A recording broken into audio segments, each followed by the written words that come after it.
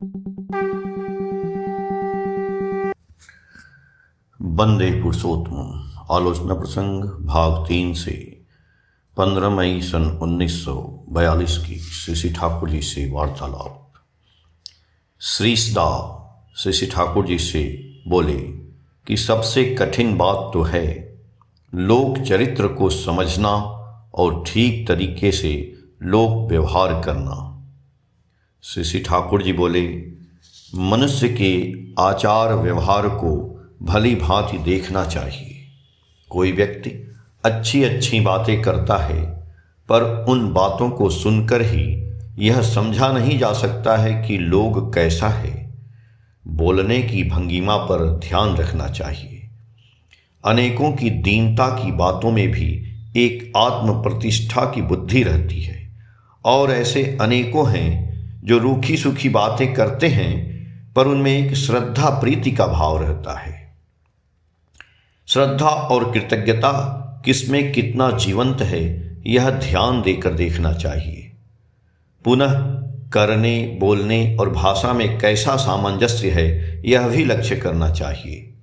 अनेकों ऐसे हैं जो लंबी चौड़ी बातें करते हैं, पर काम में नदारद हैं।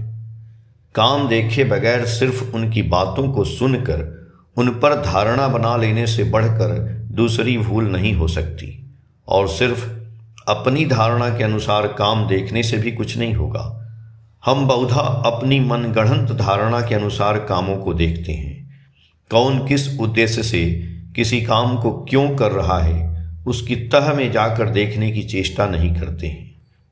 जैसे आपने किसी से बकझक किया और यह देखकर ही वे धारणा बना ले कि आप क्रोधी हैं।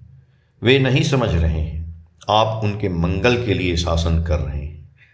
मनुष्य अपने असतर्क मुहूर्त में कैसा व्यवहार करता है, यह देखकर भी आप उसके चरित्र को समझ सकते हैं।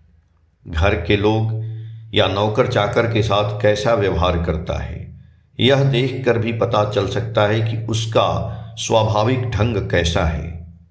अनेकों आत्मतुष्टि के लिए दीनों पर दया करते हैं, किंतु महान की श्रद्धा नहीं करते, प्रत्युत उन्हें तबाह करने की चेष्टा करते हैं। ऐसे लोग मूलतः नीच प्रकृति के होते हैं। इसलिए प्रधान द्रष्टव्य है active attachment for superior and ideal, श्रेयजन एवं आदर्श के प्रति सक्रिय अनुराग। यदि यह रहता है तो उसमें जितना ही दोष रहे वे सब नियंत्रित होंगे ही, किंतु वह अनुराग नहीं है, पर बाह्यतः नाना सद्गुण है। ऐसे व्यक्ति किंतु कभी भी निर्भर योग्य नहीं हो सकते। उच्च के प्रति श्रद्धा या अवज्ञा किसकी कितनी है, यही है चरित्र की बहुत बड़ी परख।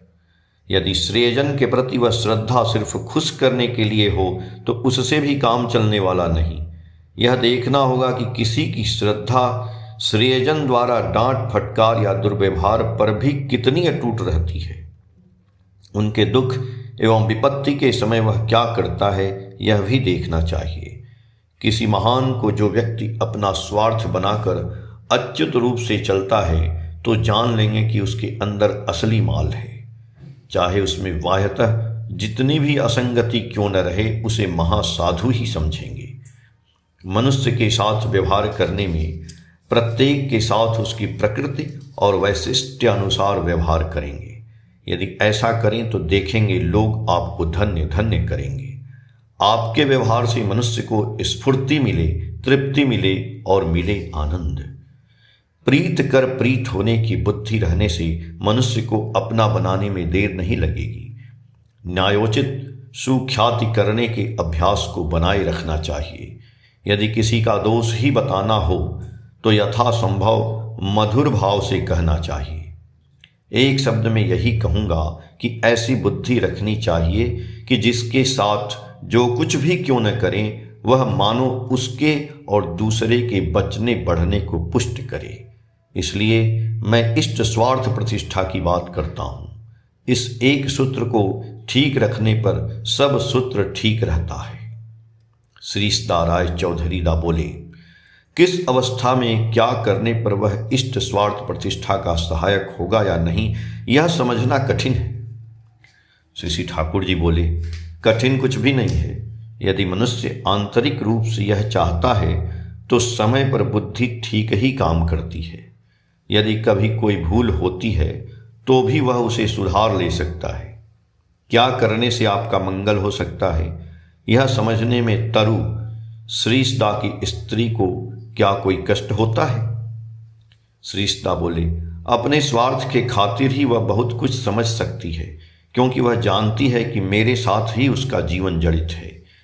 श्री ठाकुर जी बोले, यदि आप भी उसी प्रकार यह समझें कि मेरे साथ आपका जीवन जड़ित है, तो मेरे लिए कौन चीज़ अच्छी है और कौन बुरी है, यह समझने में आपको दिक्कत नहीं होगी। स्वामी के साथ स्त्री का जो संबंध है, इष्ट के साथ मनुष्य का संबंध उससे भी अधिक गहरा है। बांसबाड़ी में एक पक्षी कुहक रहा था। श्री ठाकुर ने उसकी आवाज़ सुनकर कहा, कितनी व्याकुलता से वह पक्षी कुहक रहा है। ऐसा प्रतीत होता है मानो वह किसी को ढूंढ रहा है, किंतु उसे पा नहीं रहा है। वह अपनी कुहक में कह रहा है, हे प्रिय, कहाँ हो तुम? प्रकृति में जितनी भी चीज़ें हैं सभी मानो एक दूसरे के प्रति आकर्षित हो चल रही हैं। यह नशा नहीं रहने पर गति रुक जाती है। प्रफुल्लदा बोले, मैं यह मानता हूं कि चेतन पदार्थ में एक नशा है, किंतु क्या अचेतन पदार्थ में भी नशा है? श्री ठाकुर जी बोले, ऐसी कौन सी चीज है जो अचेतन अवस्था में है? वह समझा नहीं जाता है। जो अचेतन प्रतीत होता है उसमें भी चेतना है। अभी हमें पता नहीं चल रहा है, बाद में ठीक पता चल सकता है। यदि ऐसा सूक्ष्म शक्ति संपन्न यंत्र का आविष्कार किया जाए तो उसके द्वारा यह दिखाया जा सकता है कि प्रत्येक चीज में चेतना है। प्रफुल्लदा बोले, केष्टोदा ने कहा था कि यहाँ के लिए योग्य कृषक परिवार जुटाओ, पर क्या अपना घर द्वार छोड़कर सदा के लिए कोई भी व्यक्ति यहाँ आना चाहेगा? इस मामले में मैं किस प्रकार अग्रसर होऊंगा, यह समझ नहीं पाता हूँ। श्री ठाकुर जी बोले, पहली बात है उन्हें दीक्षित कर देना। किसी भी तरह के लाभ या लोभ की प्रत्याशा दिखाकर मनुष्य को यहाँ जुटाए बिना काम नहीं चलेगा। जो लाइफ जीवन में अनसक्सेसफुल, असफल हैं, ऐसे लोगों को यहाँ नहीं लाओगे। कुछ नहीं कर सकता है इसलिए यहाँ आता है।